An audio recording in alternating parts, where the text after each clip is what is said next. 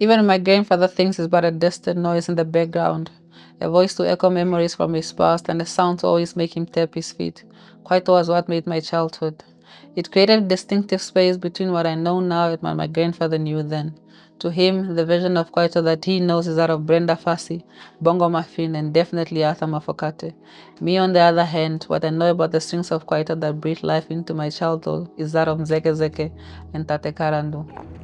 Feet in the ground, and imane kon lom daushe, and the people tate komando be na tate robi. There I grew up with the uncles from down the street who would touch your head when they find you dancing, smiling and saying, "Ah, there's no halaiti man, come let uncle fetch your vase." I grew up being intertwined with the strings of kwaito as they hang on the tip of my tongue, while waving my hands in the air and singing, "O tanto telo ma piano." Something so innocent, yet it symbolizes the stance of our freedom then. Boys who stood for something, chita respect. Living in a time when the richest were those who worked for Lange, yet they too were waiting for Odala Teiteke.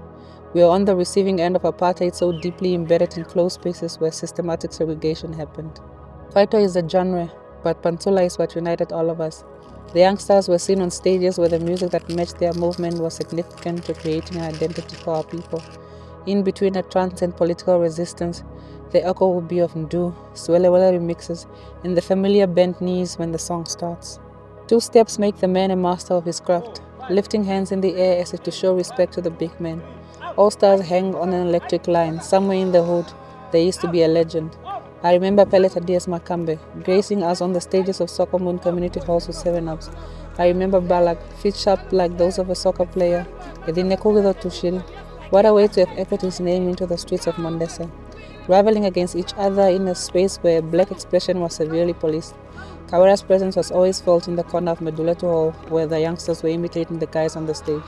Dickies and All-Stars communicate about his identity as a dancer, not who he is known in the streets. These were the men of the streets who oozed honesty about their lifestyles while challenging respectability politics.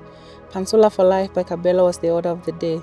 When they dance, the dust comes up as they pay respect to those whose blood watered our freedom, continuing a legacy that they took from G. Trompies, KKB, and D Family. They didn't attempt to be anything they weren't, and their demeanor was reflected in rhythm and dance. In between sets, you hear Chovicho as a way of disrupting the norm and society construct. It's where brass caps were built. Over Miakane was deal and competition was fierce. Lucas Nehoya street bus with color as the champions were celebrated.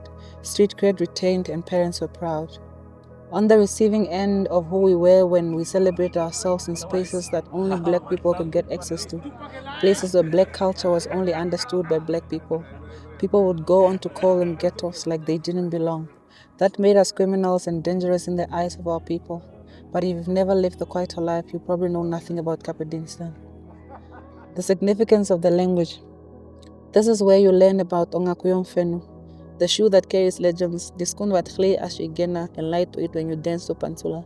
Ongakuya MG Mo Pantula, the All-Stars, the Oli.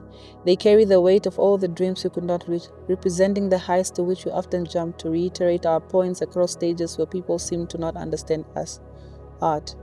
Pansula, how definitive the art is. Gracing the streets of Lucas Nehoya, Legend Family was a name that a lot of children in my early years had the tip of their tongues. Wearing all-stars, floppies, and decorated in scarves to show the real definition of manhood as understood in the neighborhood. Perhaps someday they too dreamt that as a lesser son would suck, colorful all-stars would be hung across Komilunga. They too would dream that across Komilunga, the church they all grew up in would suffice as proximity to God, their God, the God of Pansula and the God of talent.